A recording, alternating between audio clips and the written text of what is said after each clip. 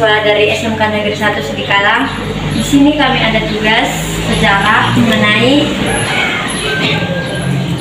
penelitian sosial, perkembangan kehidupan sosial ekonomi masyarakat di masa pandemi COVID-19. Jadi di sini kami mau mewawancarai kakak bagaimana kondisi di desa Sosorontong ini semenjak mengalami pandemi COVID-19. Terlebih dahulu kami pengen berkenalan sama kakak.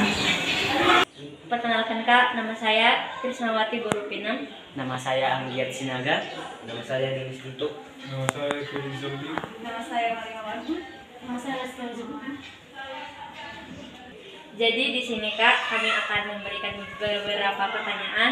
Apakah kakak bersedia menjawab pertanyaan kami?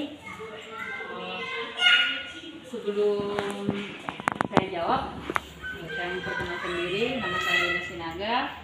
Jabatan saya di sini sebagai sekretaris Kepala Desa. Di sini saya akan menjawab hal yang bisa saya jawab tentang desa Sosorontong.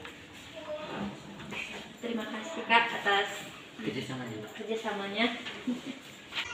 Jadi kak, saya ingin bertanya, bagaimana keadaan atau kondisi perekonomian di desa Sosorontong ini semenjak mengalami pandemi COVID-19 ini? Baik, semenjak desa ini kena dampak COVID-19, perekonomian yang terjadi di desa Sosorontong ini kurang maksimal seperti biasanya sebelum Corona 19 datang. Jadi di sini keadaan ekonomi yang dulunya belum maksimal semakin menurun, semakin tidak maksimal. Kak, saya juga ingin bertanya, apa saja penghasilan yang keluar dari desa Sosorontong ini setelah COVID-19 datang ke desa ini? Coba ulangi. Apa saja penghasilan yang keluar dari desa Sosorontong ini setelah datangnya COVID-19? Kalau bagian pertanyaannya, iya, penghasilan. Ya. Sebelum dan sesudah datang COVID ke desa, penghasilan yang ada di Sosorontong masih penghasilan dari pertanian. Tapi sama juga dengan yang tadi, keadaan ekonomi memang benar-benar kurang stabil semenjak ada COVID-19. Jadi di sini yang penghasilannya yang dari jagung, padi, kopi masih benar-benar tidak stabil setelah kejadian COVID-19. Kak, siapa saya yang terlibat dalam COVID-19 di desa Sosorontong ini? Kalau bagian yang terlibat dalam segi bantuan yang masuk ke desa Sosorontong ini sangat-sangat banyak. Jadi di sini yang penerima bantuan hampir 94% yang terpenuhi akibat COVID-19. Jadi di sini banyak yang berperan. Ada dari kementerian, ada dari BPDD itu anggaran dana desa yang digunakan untuk membantu masyarakat yang terkena dampak. Baru ada juga yang dari bantuan-bantuan lain seperti dari Danramil, dari Polsek yang pembagian masker dan sebagainya. Baru bantuan dari bank. Ada juga yang terkena bantuan dari bank BUMN yang ada di Kabupaten Deli. Saya ingin menambahkan pertanyaan kak, apakah semua masyarakat di sini rata mendapatkan bantuan tersebut? Hampir semua rata. Yang tidak menerima bantuan di sini paling yang pensiunan PNS sama yang PNS. Itu aja yang sama sekali tidak menerima bantuan.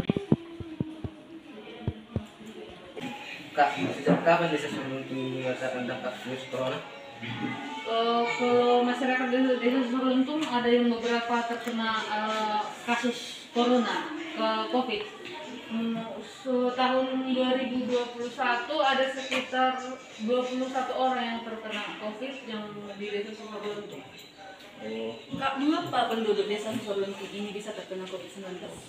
Penduduk yang terkena COVID kebanyakan dia melakukan aktivitas di luar desa, baik di luar kabupaten juga. Banyak juga hal yang terjadi di desa ini, dia melakukan aktivitas seperti pedagang, melakukan aktivitas di luar desa, jadi dia terkena dampak. Dan di mana biasanya masyarakat berobat jika mengalami kurang enak badan, Kak? Kalau memang yang terkena COVID kemarin, orang itu isolasi mandiri. Tapi kalau memang dia setelah diperiksa dia negatif, hanya dilakukan di puskes terdekat atau di tempat bidan. Jadi Kak, saya perwakilan dari semua ini mengucapkan terima kasih kepada Kakak karena telah membantu kami dalam mengerjakan tugas ini. Sehingga kami banyak mengetahui apa saja peristiwa yang terjadi di desa ini semenjak pandemi terjadi.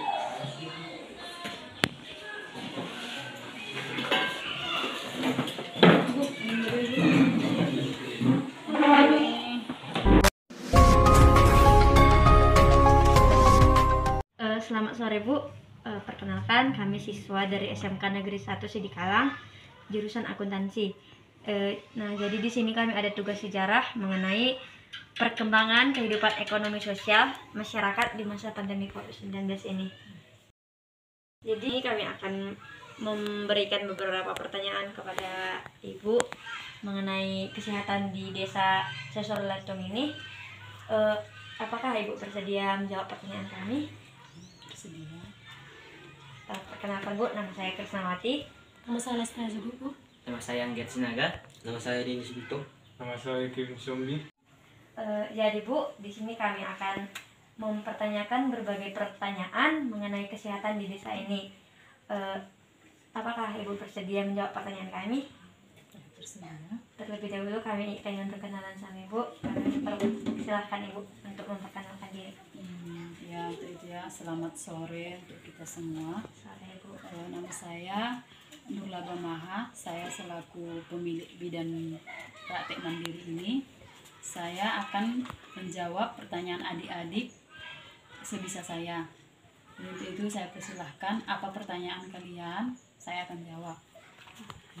Jadi begini Bu, kami ingin bertanya, semenjak masa pandemi ini berlangsung di tempat ini hingga sekarang, apakah banyak masyarakat di desa ini yang datang berobat ke tempat Ibu ini?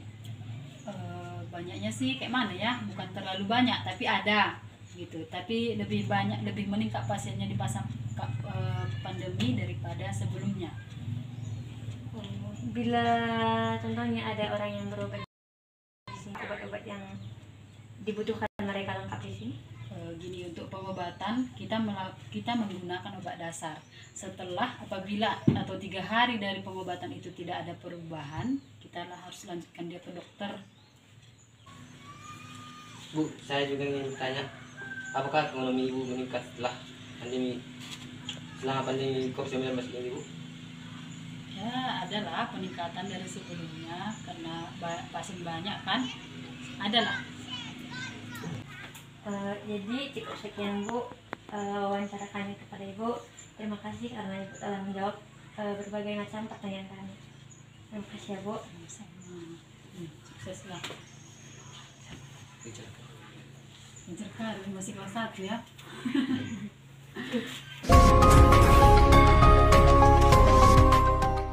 Selamat siang Pak, perkenalkan kami siswa dari SMK Negeri 1 Sidikalang. Kali ini kami ada tugas sejarah mengenai perkembangan kehidupan ekonomi sosial di masa pandemi COVID-19 ini.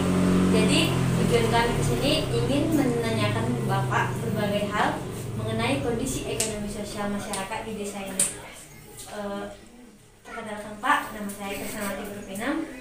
Nama saya Angget Sinaga. Nama saya Marina Marbun. Nama saya Denis Bito. Nama saya Lestari juga, Bu.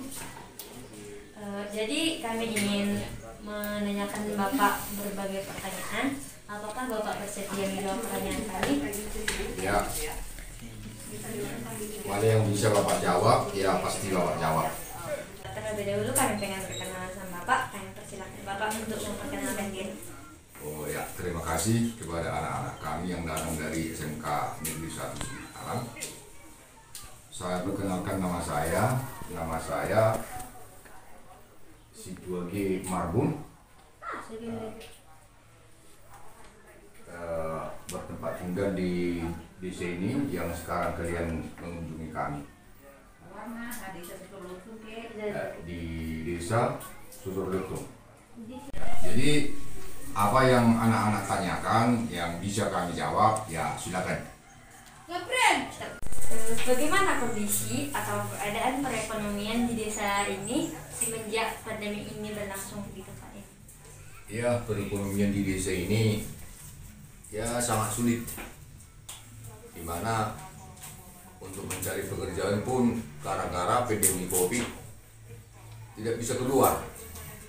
Jadi perekonomian sangat sulit sekali.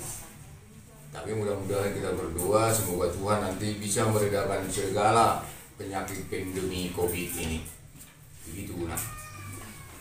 Pak, saya juga ingin bertanya, jadi kalau Bapak sulit untuk di masa COVID-19, jadi apa penghasilan Bapak selama masa ini? Ya, penghasilan kami setiap hari ya kami menanam jagung. Nah, itulah yang bisa kami lakukan untuk mengatasi kehidupan sehari-hari. Ya.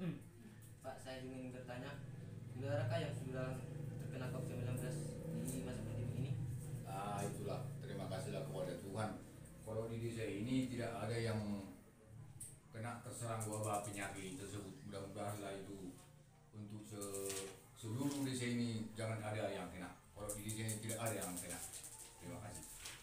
Jika ada gitu masyarakatnya contohnya Pak mengalami gejala contohnya kayak demam kayak apa gitu dibawa kemana Pak? Itu kami solusikan dengan aparat desa, mengajukan untuk dibawa ke rumah sakit mana atau ke puskesmas mana. Itu tergantung dari ketentuan kepala desa, karena kepala desa kami di sini masih enak untuk menangani COVID-19 di desa Susurletung ini. Pak, saya juga ingin bertanya bagaimana cara masyarakat untuk menghindari COVID-19 saat ini? Itulah sesuai dengan peraturan pemerintah, apalagi pemerintah desa melalui pemerintah kabupaten. Masyarakat dianjurkan untuk 5M, memakai masker, menjaga jarak, mengurangi mobilisasi, dan paling utama kami dilakukan melaksanakan vaksin oleh pemerintah desa. Demikian. Cukup sekian Pak, kami sangat banyak mengucapkan terima kasih kepada Bapak karena Bapak telah menjawab berbagai pertanyaan-pertanyaan yang kami pertanyakan kepada Bapak. Ya, terima kasih. Kami pun mengucapkan terima kasih kepada anak-anak kami. Semoga anak-anak kami berhasil dalam melakukan tugas